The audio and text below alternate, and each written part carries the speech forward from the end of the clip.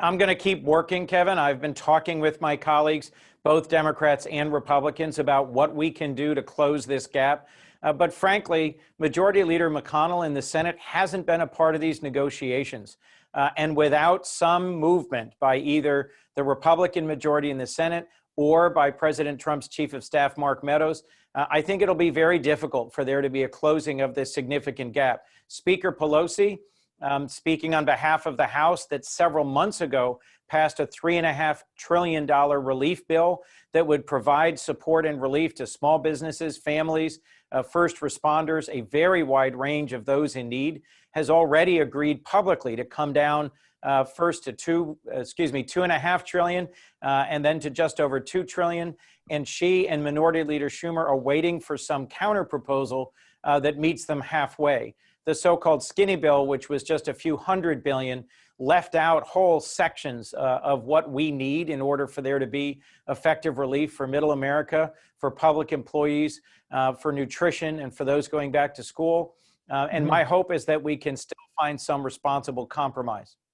I do think putting money back into our economy by rebuilding American infrastructure, which is sadly antiquated in a lot of different ways, our bridges and tunnels and roads and highways, that's something that would both help put people back to work, stimulate our economy, and if we build resilient infrastructure that makes us better prepared for the hurricanes and wildfires and natural disasters that we're seeing across our country, we could also begin to deal with addressing climate change. I was encouraged to see that the hundreds of businesses that make up the Business Roundtable just this past week recognized climate change is real and we have to do something about it.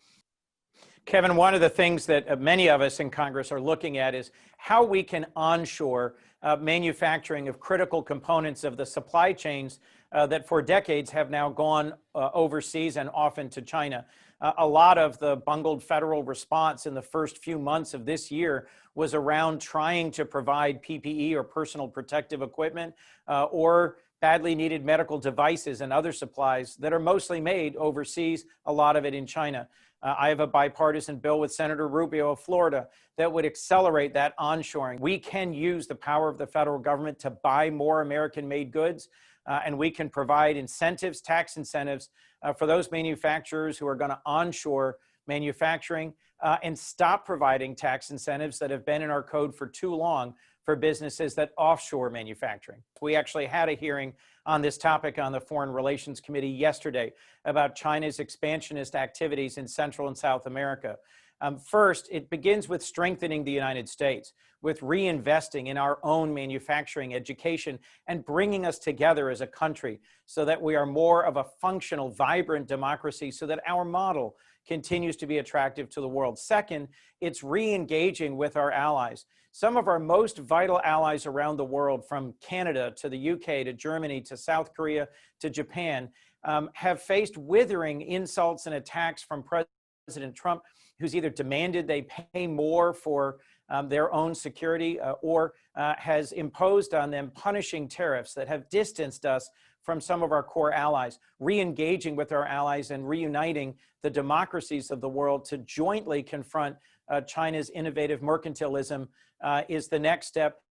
There are ways in which we can and should strengthen our standing in the world and confront China on everything from IP theft to their actions in the South China Sea, to their human rights violations against the Uyghurs in Xinjiang province and their steps in Hong Kong to constrain that little island that has for long enjoyed more freedom than anywhere else in China. There is a lot of work to do in the world. There are so many different places where the United States has receded in its reach and its engagement. And I would be honored to play some role in helping to strengthen America's place in the world.